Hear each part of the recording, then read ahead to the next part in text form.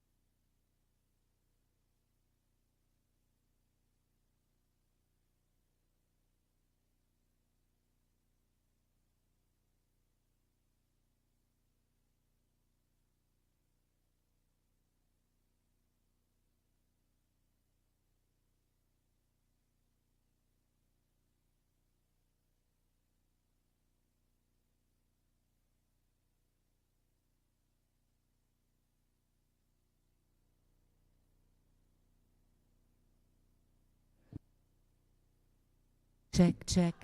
You got me there? Check. Thank you so much, Al. Hello, I'm going to ask everyone to assemble now. If you've got a snack and a drink and you're ready to go,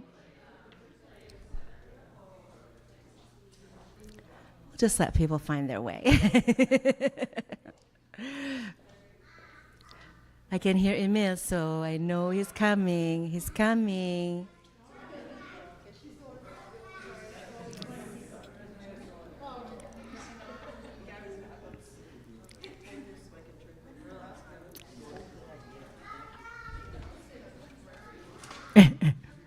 I think we will have accompaniment all day, and I love it. Thank you. So it is my pleasure to welcome you here today, and I know it's been, this is the very last event of Indigenous Achievement Week, and I know that it was not officially marked as the capstone, but I'm also kind of excited that this is our final celebration for this week that has been so rich already and has celebrated so many achievements of many of our community members. And it was remarkable today to already have Cheryl LeRondelle in the space, and her singing, her projects, the way she unified us was really something that lifts others. So, as you know, University of Saskatchewan is located on Treaty 6 territory. And while I've already acknowledged this today, it's very important before we gather that it is acknowledged again and again. So I want to make clear, and I often speak from the first person because it's part of my commitment to state my responsibilities, that I acknowledge that I live and work on Treaty 6 territory and the ancestral lands of the Métis. I offer my respect and deep gratitude to the Nehiawak, Muskekowak, Nehitao, Lakota, Nakoda, Dakota, Soto, Anishinaabe, Dene, and Métis, past, present, and future ancestors of this land, because these lines are not of the past, but hold great futurity.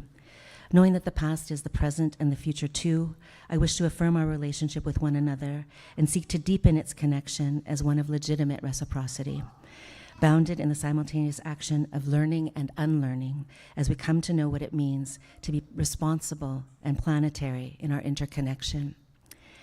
I'm very happy to welcome you here, knowing that the land acknowledgement will always be inadequate, but it's absolutely necessary to state our position, to acknowledge where we are, to know that if we wish to describe a position of sharing and legitimate reciprocity, we begin in this place of knowing, and we start to unlearn some of the things we've been taught in necessary ways. I want to start by just acknowledging some of the people that are here with us, and I know that we are a small group, but I have to say it's a remarkable group of people that are here, so I'm so grateful to have you. So Angela Jaime, our Vice Provost of Indigenous Engagement, is here with us today. Thank you for coming. Dr. Jen Lang will be coming. It is a very curious and busy time in the academic arena right now. We're hiring new faculty, which is nothing short of miraculous and exciting. So Jen is welcome to come a little bit late, as is Dr. Andrew Denton, who's the new director of the School for the Arts. Ruth Cuthand, who's here, one of our most remarkable local artists, but also was part of the Indigenous Circle of Women that guided my work at the university when I first got here, has always told people I only came here because she was here, and it might be true. It might be true. I came for Ruth. I stayed for the rest of you. I came for Ruth. But it's also really important to note that that circle of women, Maria Campbell, Louise Half, and Ruth, are the people that gifted us the name for this award. So Opinamaki came through their circle of support, and that guidance is something that continues to lift us up. I also want to acknowledge that Marion Knock is here. So Marion, whose visionary gift was made with her late husband, engineer and USask alumni Jim Knock, made the Opinamaki, Joseph, Opinamage. Opinamage. Okay, we have to remember the H and the K becomes a G, Opinamage. So thank you for that teaching today already, Joseph. Sometimes I move too quickly, and I'm grateful for these moments. I really appreciate it. So that also leads us to say, Joseph Netauhau is here with us today and will be starting us in a good way. So I would like to invite Joseph now to open us in a good way. Thank you.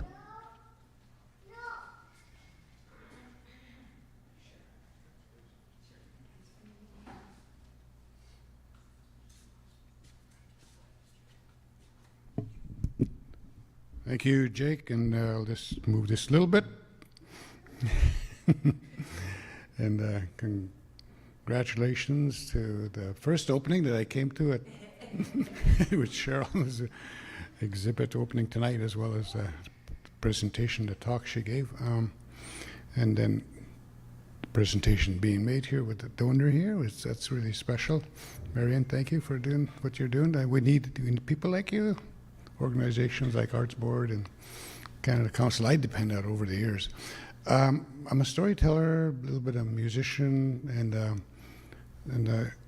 sometimes I do some jigging. So I think proper way is just to welcome everybody here. And I made a song a while back in Yukon Territories when I was there storytelling, and I was staying with a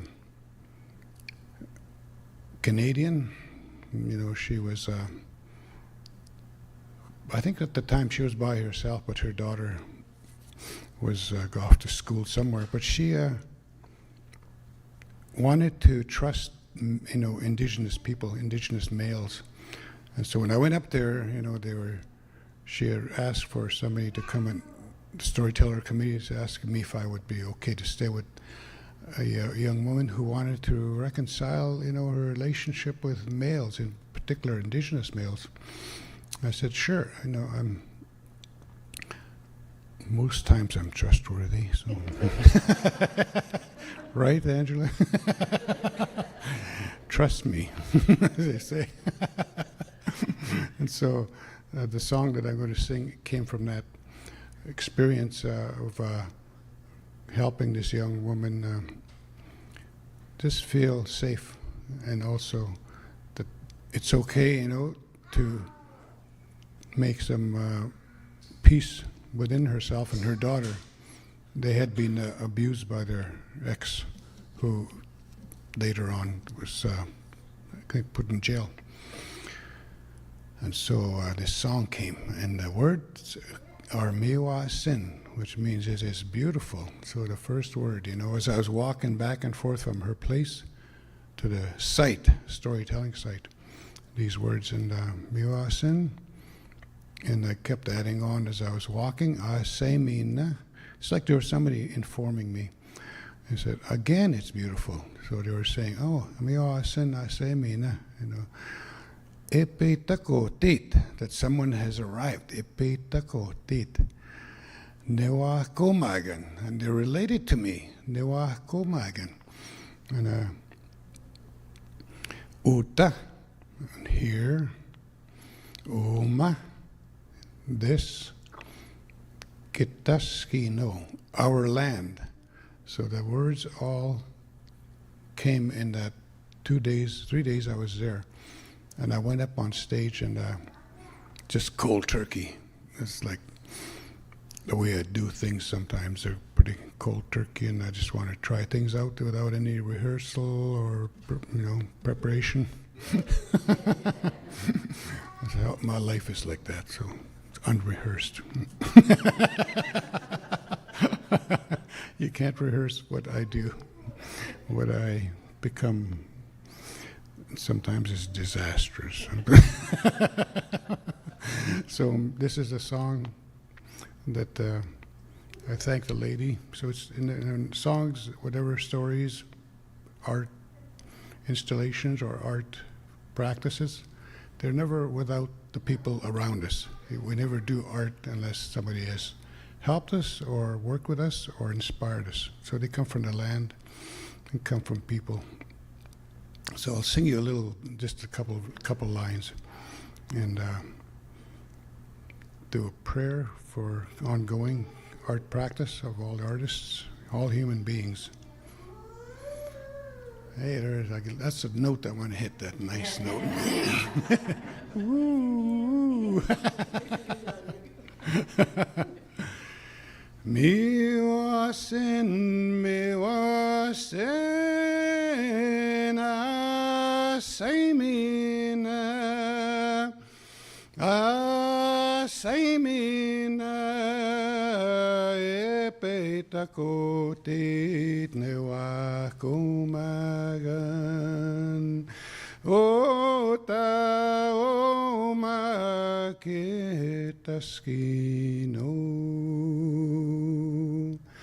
Miwasen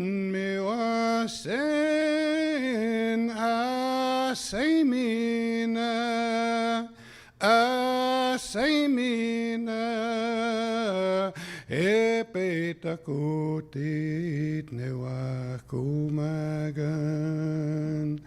O ta o makitaskino. My partner is a visual artist, Diana. She's down in Valmarie.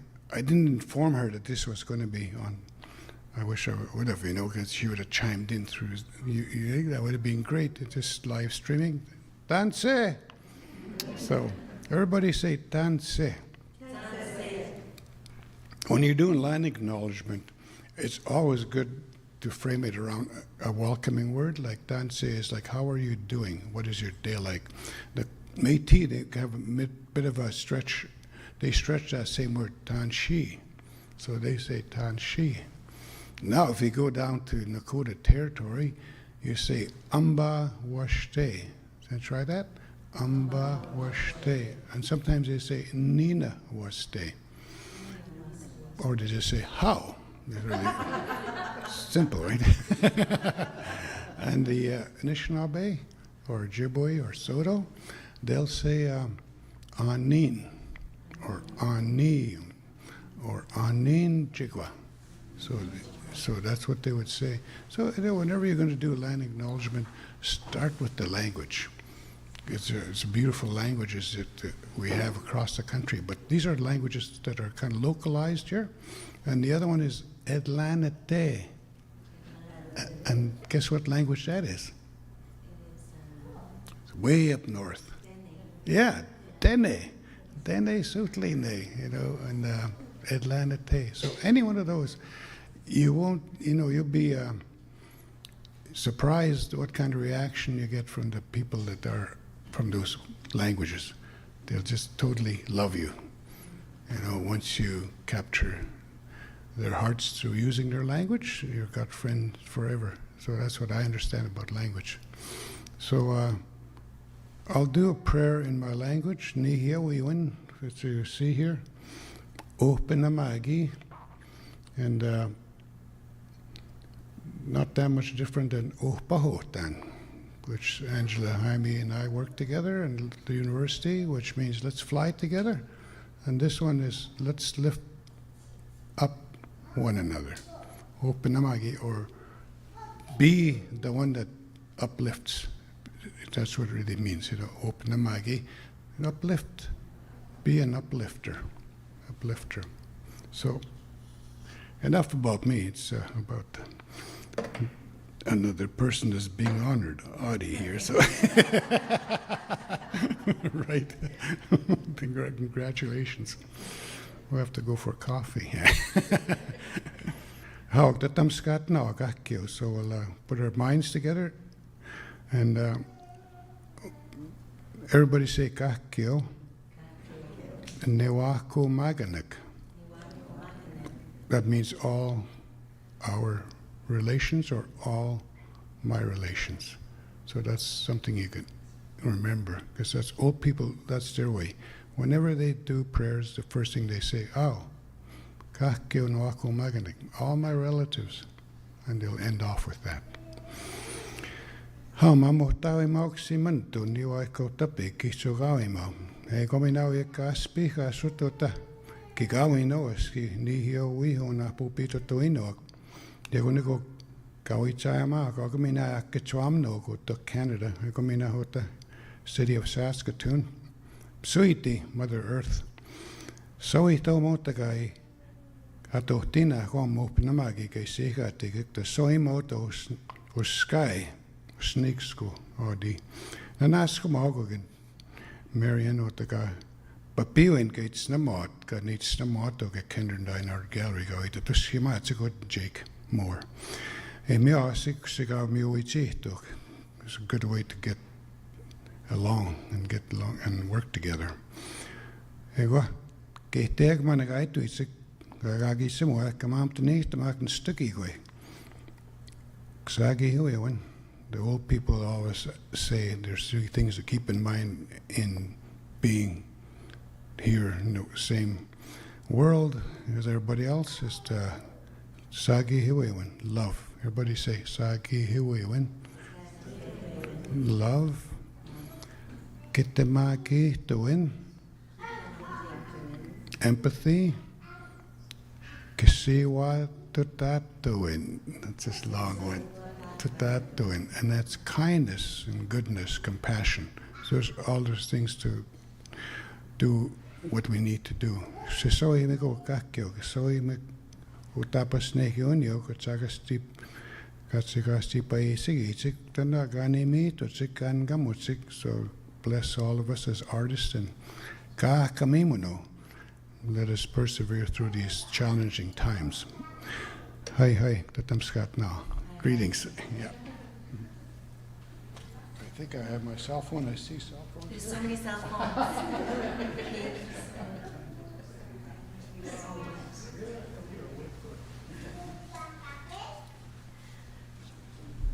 Thank you so much, Joseph, and I also thank you for inviting me to use the language. So Tanse, Tanshi, Atlanate, Anin, Haukoda. What else? What else do you want? Ambarwashte. Hello. Hello, bonjour, bienvenue, et encore ensemble. So grateful for that very fantastic beginning to our day. As you know, we're here for the celebration of the recipient, Audie Murray, and we have the opportunity to have many people in the room. But I also wanted to point out that this year we were able to actually spend time with our shortlisted candidates. And I just wanted to share quickly, for those of you that have not seen their work yet, a little bit about them. It was remarkable to be able to work with our jury. And I'd like to say who they are. Felicia Gay, incredible curator who has a show with Ruth Cuthand, currently traveling around and is at the Mackenzie right now. So if you have an opportunity to be in Regina, and if you're not able to do that, you can watch the videos online where Ruth will tell us so many more stories. She's a bit embarrassed about them, but I highly encourage you to follow them. The other juror was Tara Hogue, and Tara Hogue is the curator of Indigenous art at the Remy Modern, and she also was on our first jury. And then last year's recipient of Joy Arcand was here, and I know that for Audie it was very important that to know that these women are the women that selected her. But I wanted to share the other artists that were part of this conversation. And as some of you may know, we published the call for the Opinamake Award in the two colonial languages, French and English, but it's also in Inuktitut. And that reason is because within the North, we don't often have an opportunity to engage as fully. So while we know there could be many, many more languages, we felt that this was a place to begin. So this year, Priscilla Boulay, who is a third-generation carver from the North, was one of our sorry, I have to flip this over. I've got myself mixed up already. My fault, excuse me. It's called, it's just alphabetical order, but apparently it baffles me. So, Priscilla Boulay is a third-generation Inuviala carver. Staying connected to her community and culture is at the heart of everything she does. Teaching soapstone carving to students across Canada lets me pass on our traditions while learning and growing alongside them. I love being a part of a community of artists, jewelers, and makers who inspire me daily and keep me grounded in what is important: creativity, collaboration, and sharing our stories. My art lifts others by sharing the traditions of the Inuviala culture and helping people connect with the beauty of natural materials. When I teach soapstone carving to students across Canada, especially in remote communities, I get to witness their pride and excitement as they create something with their own hands. Reaching 104 schools, and this week, when she was speaking to us from the North, she said nearly 800 classes. And I've seen firsthand how this process empowers them and builds community. So the next candidate was Brodie Burns, and Brodie we know very well here on territory, but he gave a remarkable presentation that was quite difficult, but also incredibly uplifting. So in Brodie's words, I'm a member of the James Smith Cree Nation. I'm part of Treaty 6 territory. I'm a part of a community of artists in Saskatoon. I help out, participate, am the Escapio at the Linklater Sweat Lodge in Whitecap. I'm a USask alumni, having completed my Master's of Fine Arts in 2023. I have all of these different areas in which I'm connected to. Loss of life, among other life crises, have been so common throughout my life. James Smith experienced a mass stabbing event during the start of September of 2022. I lost my dog Shadow 5 years ago, right before the pandemic closed everything down. Recently this year, my partner Gabrielle and I had a miscarriage, losing our Peanut. My cousin Charissa Tutusis, who I grew up with and consider my sister, took her own life this July, leaving behind 4 children who witnessed it. These kinds of events are normal among First Nations community, which is a sad reality. There will be many obstacles to overcome. Some of these obstacles have spirits that govern the way they act and the lessons that they are bringing. For example, the Shapeshifter paintings are about spirits that manifest themselves in various ways that challenge or bring that challenge or change their own realities or our own realities. Some of these may be good or bad, but I believe it all a test for our spirits to grow. Sometimes it's not easy to figure out alone. I always try to look for guidance, whether that be through artists, elders, professors, family members, and friends. I wouldn't be where I am today without the help I've received throughout the past 12 years. My artwork is an extension of these people that have raised me higher than where I previously was. I'm a part of a community of creatives and people that strive to better themselves. Vanessa Higgin, also from this territory and a bright light amongst our community. So Vanessa was shortlisted this year, and I was so pleased to be able to tell her so. And I know she's not able to be here tonight because she's doing remarkable things with her family, which I entirely support. So, but if you don't know, Vanessa is a Nihitao artist and advocate. Her connection to community is woven into every aspect of her work. I have a Woodlands Cree and Norwegian ancestry, and I'm a member of the Lac La Ronge Indian Band. Grounded in my roots, I draw from my upbringing to create art that honors my ancestors while also addressing contemporary issues facing our people and the land. My involvement in the grassroots group, For Pete's Sake, Protecting Northern Saskatchewan Muskegs, reflects my dedication to protecting the environment, particularly in the fight to preserve critical peatland ecosystems. Through this work, I not only raise awareness about environmental stewardship, but also advocate for the land sovereignty of Indigenous peoples, reinforcing the bond between people and place. My involvement in both grass movements like For Pete's Sake and local Indigenous initiatives shows my commitment to uplifting not only the broader community, but specifically Indigenous peoples in Saskatoon and beyond. Whether through art or activism, I'm always looking to create pathways for healing, understanding, and unity within our communities. My art is a reflection of my commitment to uplifting others, particularly through the lens of ecology, Indigenous land sovereignty, and education about important issues at hand. I aim to honor the deep connections my ancestors have to the land, recognizing our history, culture, and future are inextricably tied to it.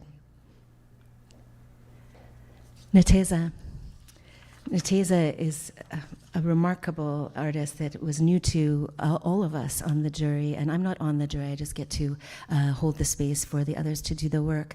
But Nateza is an undergraduate student, and it was just remarkable to hear from her firsthand. So in her words, giving back to my community, which has uplifted me throughout my life and career, is very important to me. I believe that my community extends beyond just my home community. I consider the groups that I've worked with and the Indigenous communities in the urban centers I've lived in as an adult as part of my community as well. I'm currently working towards completing my undergraduate degree at the University of Alberta and hope to create a youth program for visual arts in my home community at Sturgeon Lake after I complete my education. My community is my family and support. I grew up in Sturgeon Lake, Cree Nation, in Treaty 8 territory, Alberta. During my childhood and youth, I was taught the importance of the community and of strengthening that community by my family. My grandmother, Mary Capo, worked with the band and child welfare to protect Indigenous children from being taken during the 60s scoop and afterwards. I think I got mixed up here. Sorry. I think I'll just leave it there for Nateza. But this brings us to Audie Murray. Yeah, Audie Murray. And I think I left those sheets somewhere else because all these sheets are here. So many sheets, and Cole and I talked about this so many times. And so I'm going to wing it because we do know our Audie Murray, and I hope that you will accept this, Audie, and I will make it up to you any time. In whatever language you ask me to speak in, I promise. I will figure it out. I'll work with Joseph for months to get it right. So Audie Murray is our recipient today, and we know Audie currently resides in Treaty 4 territory in Regina, but her homeland is not there. Her line goes into Muskeg Lake and beyond. See, I'm catchword there, beyond. I know that she will include this in some of the things that she has to say as well. So Audie has been and exhibited in many places, including at the Mackenzie Gallery here just at the beginning of our exhibition cycle. And so it was very interesting to share with Marion the images of the hammerstones that had actually been just right here, and to talk about that connection between you.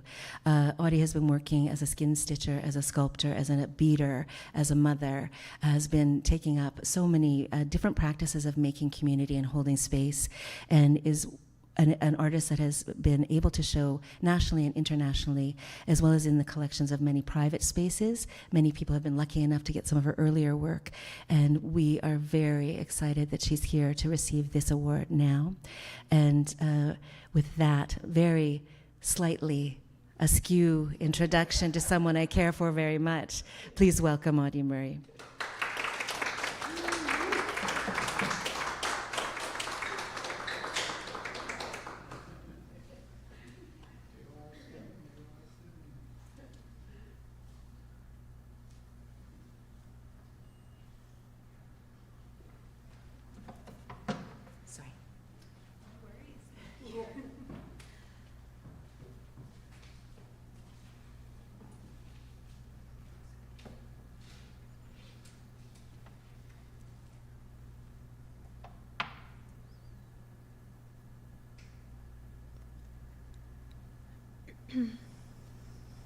Okay, this is nice, the microphone. Hi, everyone. Thank you so much for being here tonight. It's so appreciated. Thank you, Jake, for the lovely introduction. I'm amazed that you won that, and you did great. And of course, all who are involved with the Opunamage Awards. Thank you, Joseph, for your lovely introduction and song. Joseph and I met a couple of years ago through an art residency called Bush Gallery, and and we have mutual friends who are my family members, and Peter was one of the mentors or facilitators for Bush Gallery, so it's lovely to be in the space. Today I'm going to talk about my practice in relation to Opunamage. I'm going to keep it brief, so like about 20 to 30 minutes. But before that, I want to get a couple more thank yous out of the way. So thank you to the generosity, of course, of Marion and Jim Knock, who have been a crucial support in this award. Thank you for believing in the role of the arts in our communities. It's very appreciated and important. Thank you to Ruth Cuthand, Maria Campbell, and Louise Bernice Half for the name Opunamage. It's so lovely to see Indigenous languages centered in these spaces, and especially today. And thank you to my partner, Stephen, for being a partner of the day, of the year, of the week. And also thank you to this year's jury of Joy Arcan, Felicia Gay, and Tara Hogue. It means a lot to be recognized by this jury of art workers, and I just want to start by saying that being the recipient of this award is so special. I put a lot of myself into my practice and try to prioritize the love and care of those I'm working with. So to see that intention acknowledged by my peers is, of course, such a huge honor. I really respect the practices of the previous recipients, and in a lot of ways, being recognized in the same vein as Casey and Joy is a big part of my gratitude. So I'm a fan of Joy and Casey, absolutely. I see embodied care and love in their practices, paired with the work of cultural revitalization, which is such tough work. There's a lot of balance, and it's not always peace and love, and I think maybe sometimes people think that revitalization is like all about peace and love, and it is, but there's like just so much more to that. And I can resonate with those themes in their practices. So the application of the Opinimage Award was interesting to me because there was 2 questions that are open-ended, and the questions are, what is your relationship to community, and how does your practice lift others? And I find it difficult to answer this in a concrete way because I understand my way of showing care and being in relation to community to be through my actions and choices in the process of creating work, and by extension, my acts, my choices and like acts of care in life generally. And I realize that these things are, of course, constantly in flux. So I chose to answer the questions with small excerpts of my practice, kind of focusing on a couple of pieces, which I'll talk about today.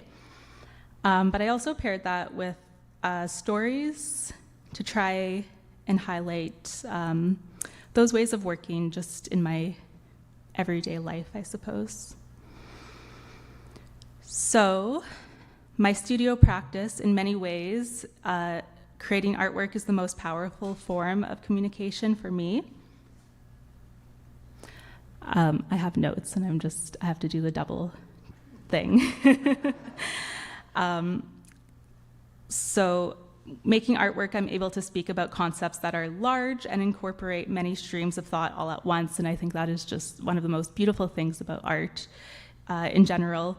And although I work with beadwork quite often, it's not an act of reclamation for my culture, as I've always felt part of my culture, but rather beadwork is a material that communicates alongside me what I would like to explore in any given artwork.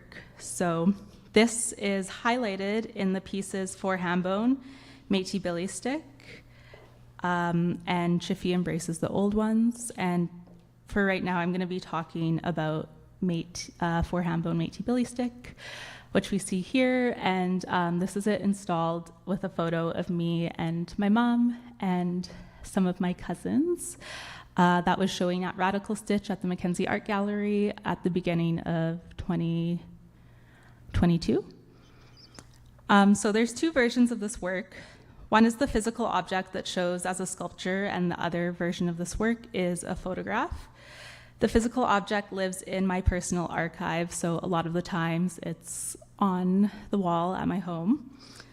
And it only shows in spaces that have been approved by me. So this is dependent on if the exhibition is in a location where my family can visit, or is showing in a location that makes sense to my mushroom's like personal story. Otherwise, the photo of the work is exhibited for conceptual reasons. So in short, For Hambone, Métis Billy Stick is a remaking of an object originally created by my mushroom. His name was Armand Fisher, but his nickname was Hambone because he was a hambone. But he passed away in 2005, so a while ago. So when I was making this work, it was really nice to spend time with an object that he had made, even if it was as like a silly sort of joke. But the act of recreating the Billy Stick is a collaboration in that way. And the design and making of the sheath is a gift. So the Billy Stick we see here is not the original one that my mushroom had made, but it's a recreation. And I made a sheath to go alongside that. Of course, I'm sure most of us know, a billy stick is like a bit of a violent object, in the same way that like a gun or like a knife would be a violent object. And all of those come with sheaths. So it made sense to make that. And there's a ham bone on the sheath there. And the writing is a recreation of like my mushroom's handwriting. And I don't think I said like what a Métis billy stick is. It's not like a cultural object per se, but it was like a family object that lived by the front door, and my parents' house now has it. And the idea is that like if there is an intruder, you could use the billy stick to like protect your family. Yeah.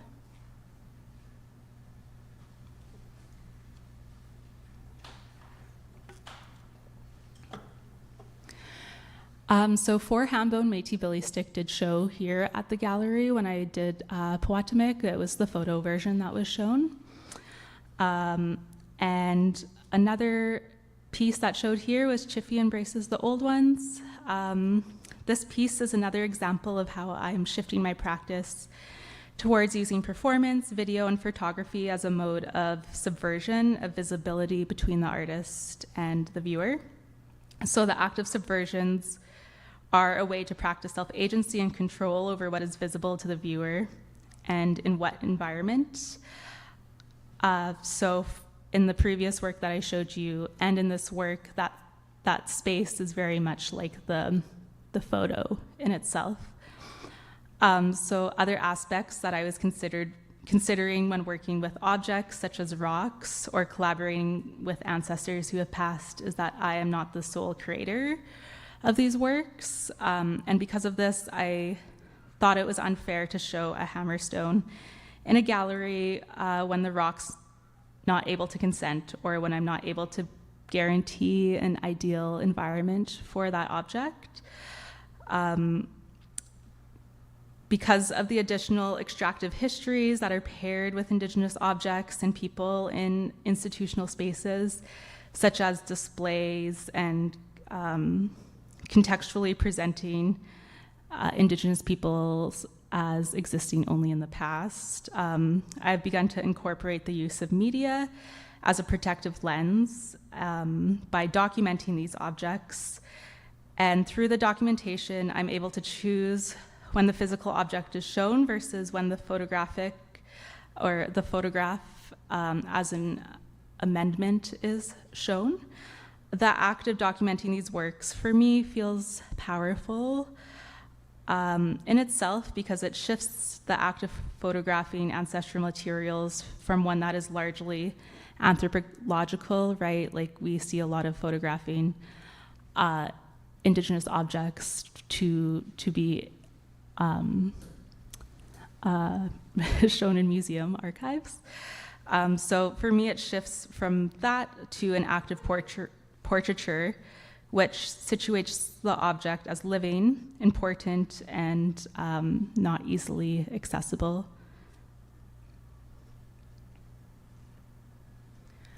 And of course, for me and most Indigenous communities, we see rocks as being very important, animate, real, living beings. So this work here is a still from a performance for camera, and it's called Bear Smudge. And the first few minutes are visible to the viewer before I place a salve of bear grease and smudge remnants onto the lens of the camera. And this results in the blurring of the image. So what the viewer is able to see for most of the performance is blurred motion of the documentation, which pixelates more and more as the sun sets. So at the end of the film, it's about 35 minutes long. It's very much just kind of like this blurred pixelation of color. I think it's quite beautiful, but this is an example of maybe 10 minutes into the video documentation. And this play between presence and absence reinforces my position as an artist to choose what parts of my practice are and are not shared with the gallery and audience.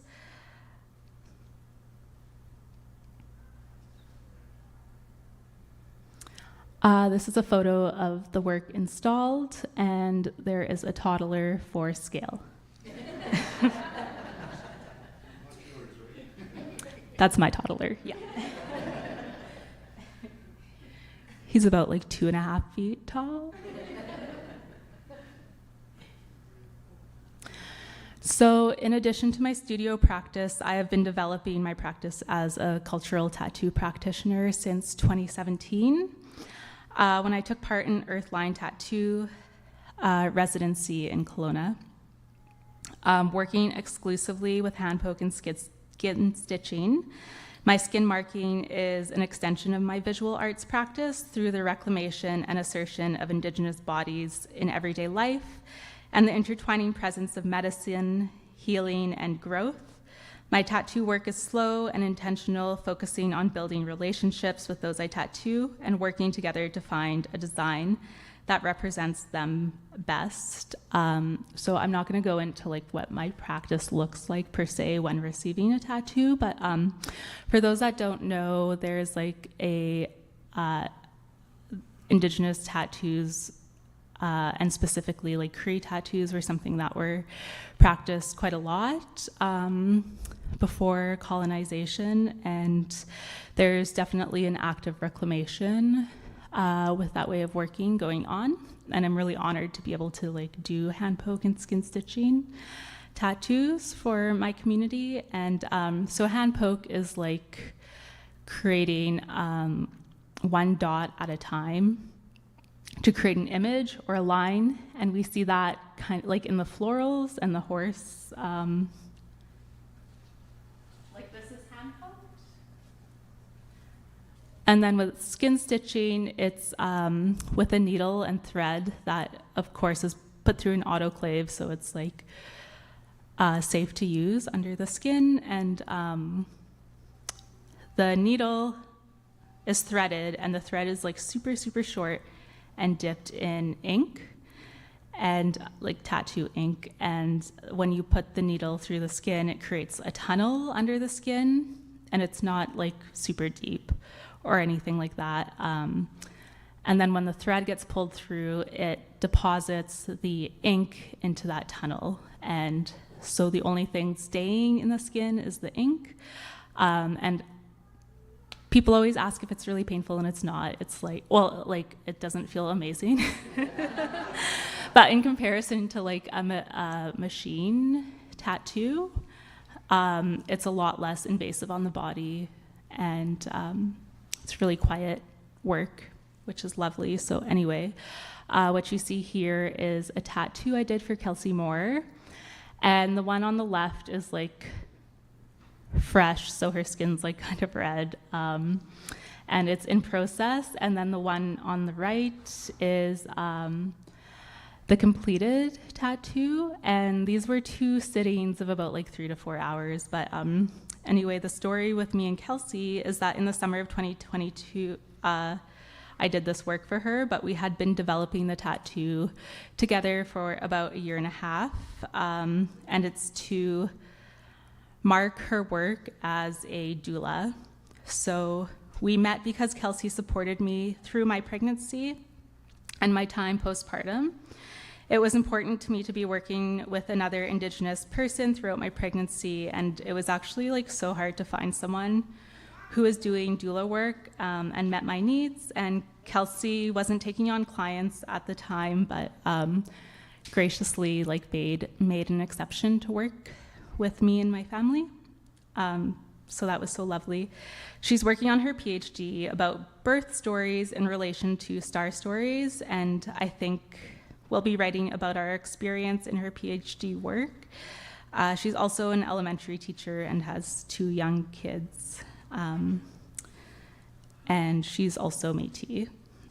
We have been in conversation, Kelsey and I, about what it means to both be Métis women supporting one another in different ways, what it means to be spending time so directly with our youngest generation.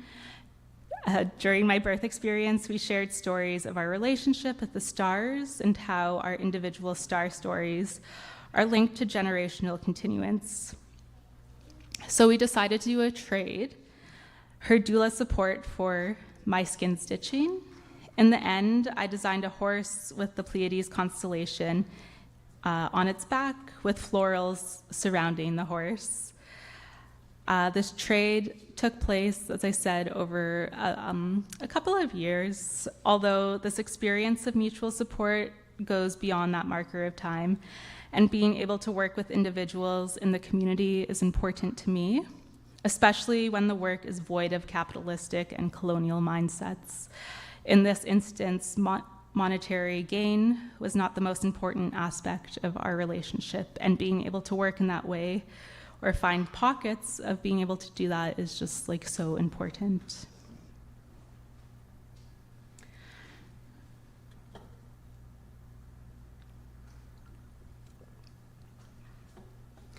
So this is a tattoo I started last summer for a cousin of mine. And again, there is skin stitching and hand poke present in this tattoo. And my cousin's name is Tula Mae Patterson, who's my uncle's granddaughter. Tula and her mom didn't grow up with the family for reasons I'm not going to get into, but they're obviously totally part of the fam. So this work will eventually be mirrored on her other arm as well. And what you see here is possibly a hawk or a bird. We're actually not like totally sure, but the image is from a beaded belt buckle that her mushum, Patrick Fisher, made, and it's one of the only objects that she and her mom have of his. Patrick passed away like quite young, unfortunately. So Tula grew up and lives in Victoria, BC, but her and I are close. I went to art school in Victoria. It was really lovely. Anyways, Tula came to stay with me and my family for about a month last summer, and she helped with childcare, and she helped me with some things in the studio. So I guess that could be considered a trade. She also gifted me some like really beautiful old gauntlets she got from Facebook Marketplace, but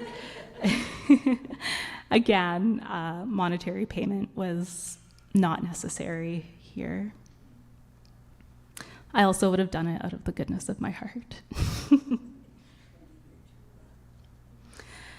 So another way of working with the community that I want to talk to you all about today is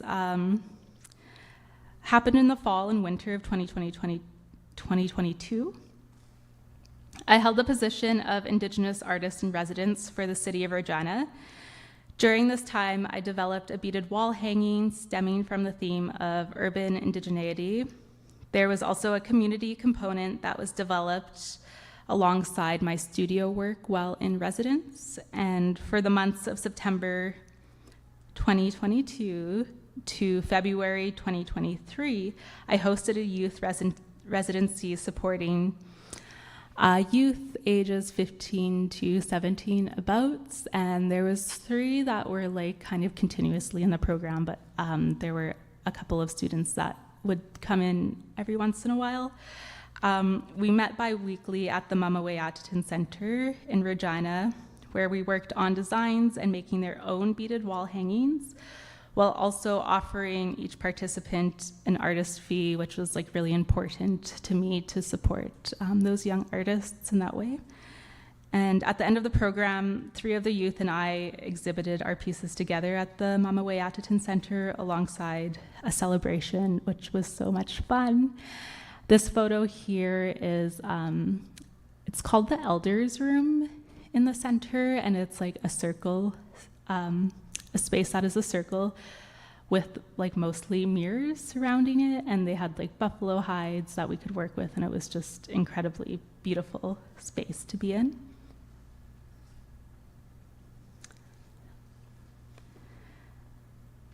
So these works were on display at Regina City Hall for 6 months after our original celebration at the Mama Wayatatin Center, which is like a community center. And then eventually the works were returned to the students. The residency was focused on visiting and spending time together as we developed our practices. We discussed a variety of topics, such as what each of their works meant and what it meant to them, I suppose, most importantly, and a lot about what we were watching on television that week, which is also very important. At each meeting, we had an Indigenous artist from Regina community share their practice with us, and then we all spent time together working on our projects, our beading projects. So the hope was that the youth could make connections with other artists in the community and feel supported generally, but then also learn some technical skills with the material that they could continue practicing if they wished in whatever capacity that looked like. I'm just going back to this image because this is when Jessie Short, a Métis filmmaker, came and spoke to us.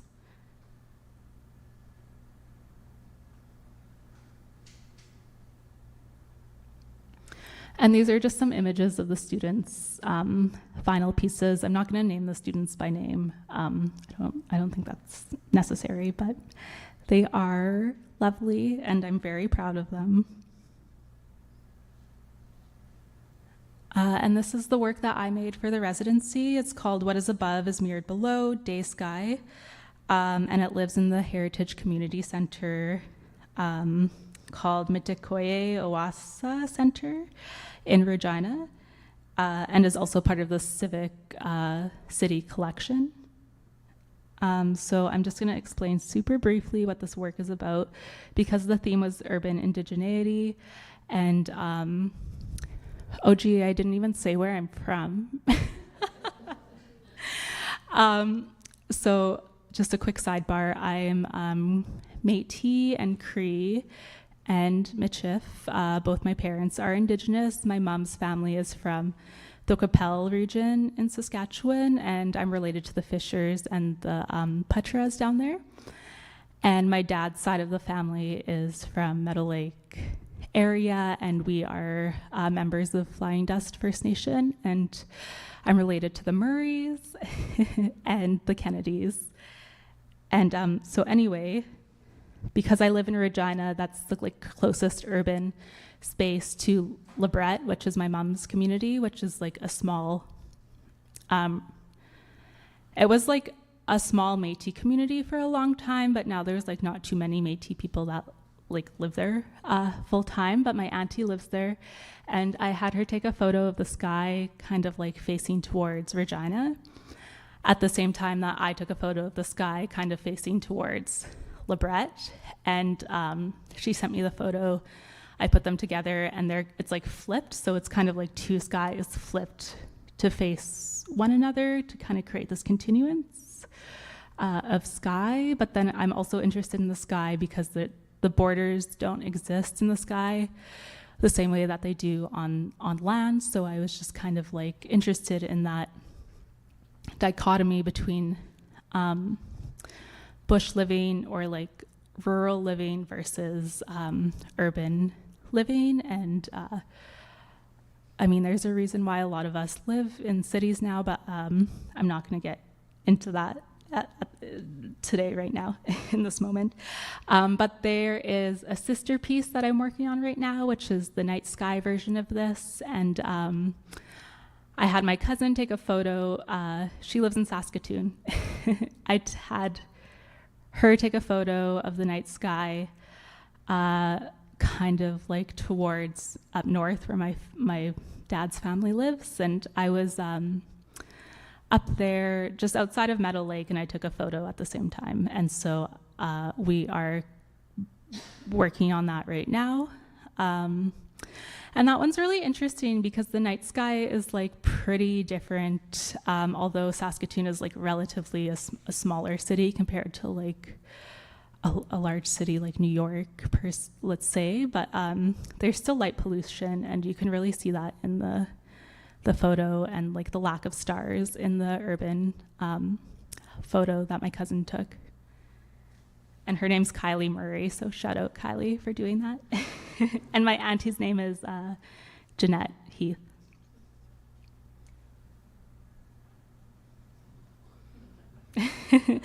So this is the last slide, and I just want to finish by saying thank you again to everyone involved in this beautiful award.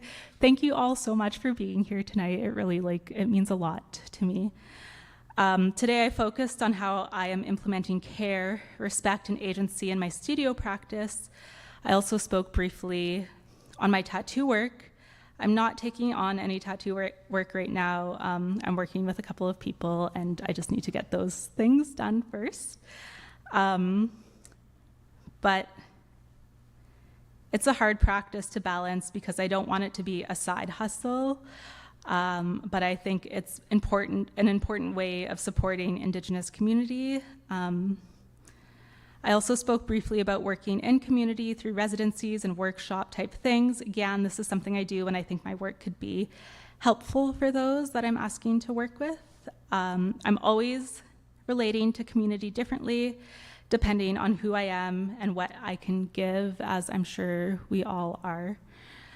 Sometimes the best way I can lift others is my basics, like trying to be a good mom, family member, taking care of myself, and trying to show up as best as I can. And I just want to acknowledge that we all have different roles, and if your role is to be fair and loving person, that's big, big work, and I applaud everyone doing their work. It all helps lift one another. And I also want to take a moment to congratulate the shortlisted artists this year. I listened to your talks the other day, and you're all so talented. Yeah, merci.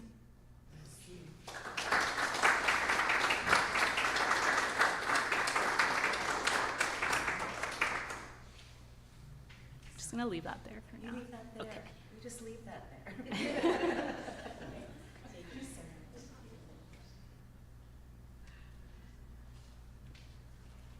I know this is a lot of talk, but it's such good talk, so I'm grateful for your patience with this. It was a very special opportunity to be able to have Audie actually present to us here, especially because we have Marion here in town. So I know that you were able to access the other information if you wanted to, but I'm so grateful, Audie, that you were able to bring this to us, and I'm absolutely certain that people can recognize that your work truly does lift others. So thank you for that. I'm going to ask Dr. Angela Jaime, to say a few words. As the Vice Provost of Indigenous Engagement, Angela stewards so many of the projects that we are dealing with on campus, and as we continue to work towards reciprocity, she's been a guide in so many ways. So thank you, Angela, for being here and saying a few words.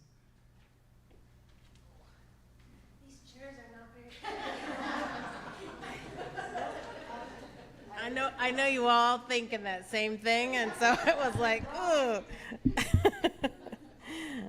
Ooh, my bum hurts. And I got a lot of padding, so I can only imagine some of you with those little narrow bums. Tansi, Tanshe, Adelanate, and Joseph's not even here to hear me say the words. I mean, dang. I had practiced them back there, too. Thank you so much for inviting me to speak today. Thanks, Joseph, for his beautiful words. Thank you, Louise, Maria, and Ruth for the beautiful word and the guidance on this project. And thank you, Marion and Jim, for this gift and empowering Indigenous artists in their growth and ongoing work. It's amazing. Thank you for that. And by all means, thank you to Jake for all you do for the University of Saskatchewan and artists across campus and beyond.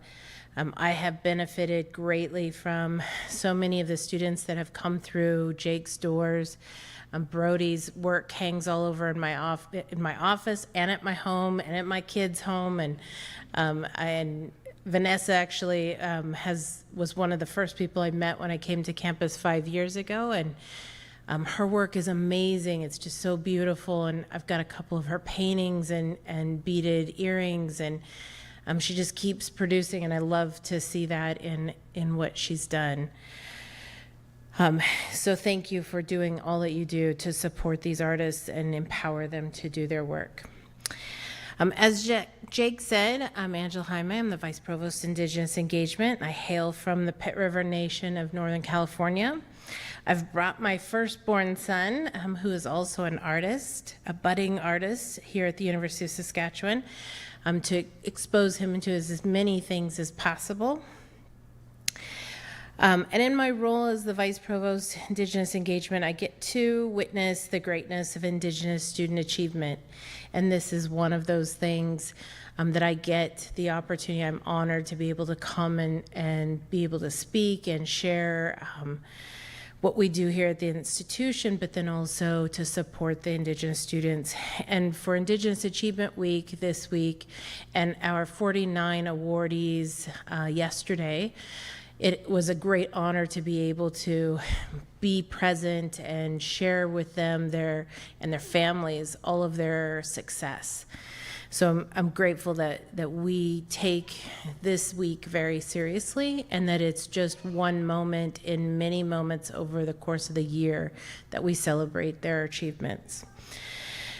And by all means, congratulations to Audie Murray.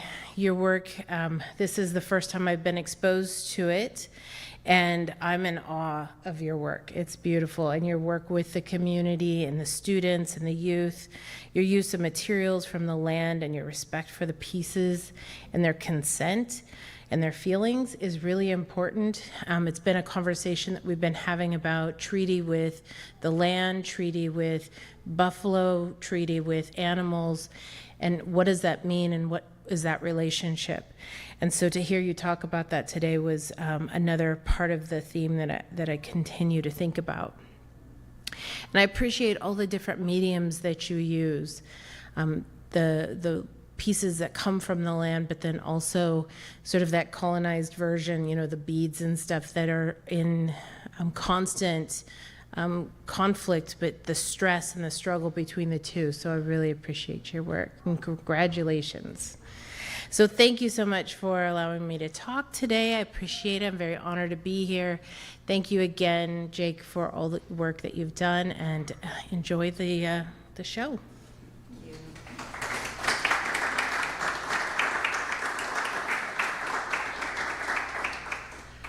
So we're getting close to the end. But I'm exceptionally excited that Marion is going to take an opportunity to speak and give the award formally to Audie Murray. Marion Knock, first time we met, you were just such a full spirit. It was like your hair was much oranger at that time, but we had such a beautiful walk across the campus and so many conversations, and you and Jim really were nothing but generous in the way you understood all the things we wanted to do, the way you took in the teachings that were brought to us by Maria and Ruth and Louise, and how we've developed something that I believe is a long-standing relationship and is such an example of how we can lift others, but you've made something so possible. And for Joy to identify her connection to, for Audie to identify her connection to Joy and to Casey, you can see there's a new kinship beginning, and you and Jim have made that possible. So could everyone please welcome Marion Knock to say a few words?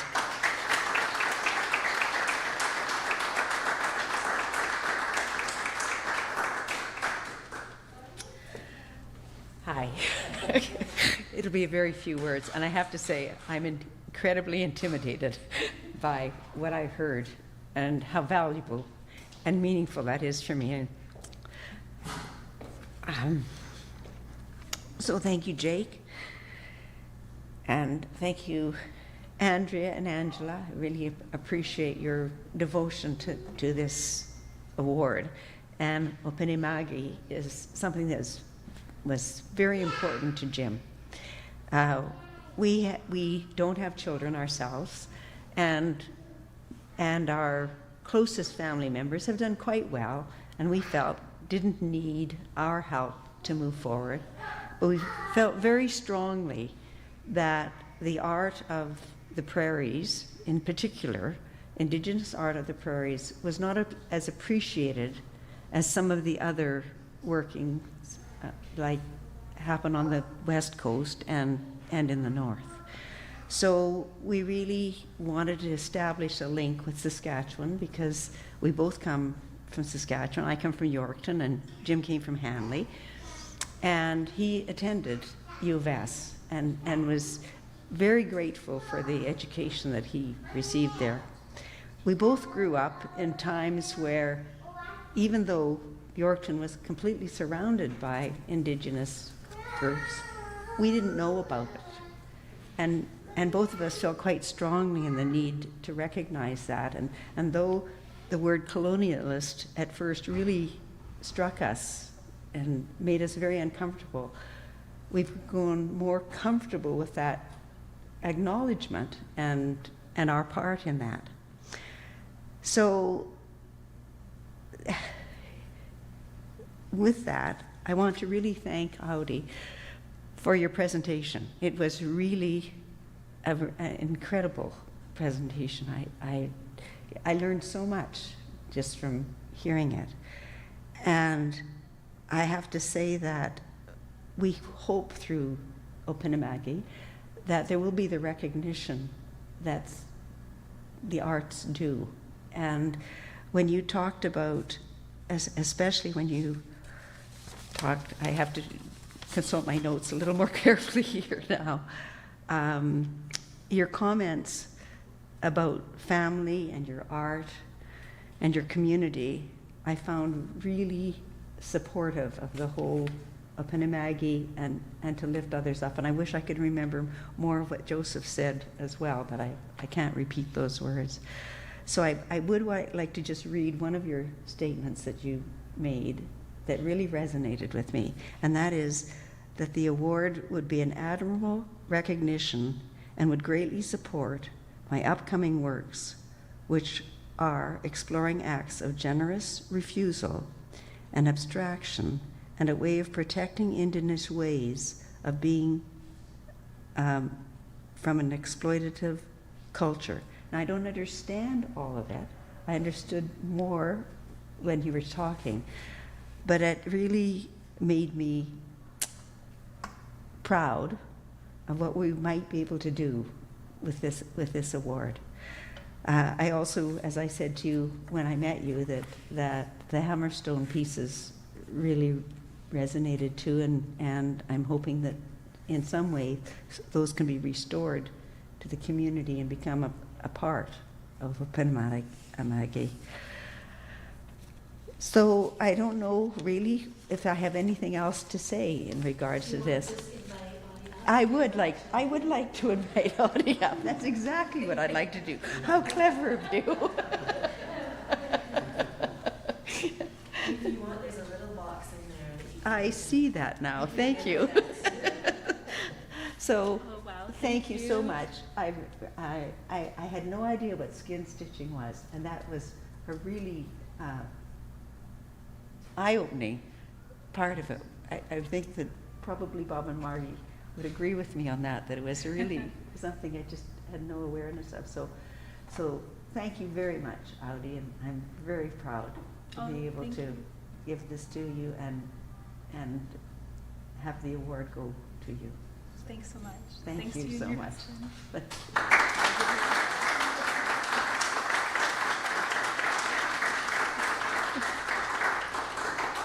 Audi, if you'd like to say anything else, you're welcome. Definitely don't have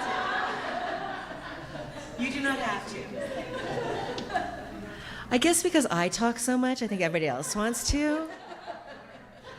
My extreme apologies for that. But I would like to thank you all for coming. I see that Jen Lang is here. Jeremy Morgan is here. When we began the conversation, I did say your names, but now that you're actually in the room.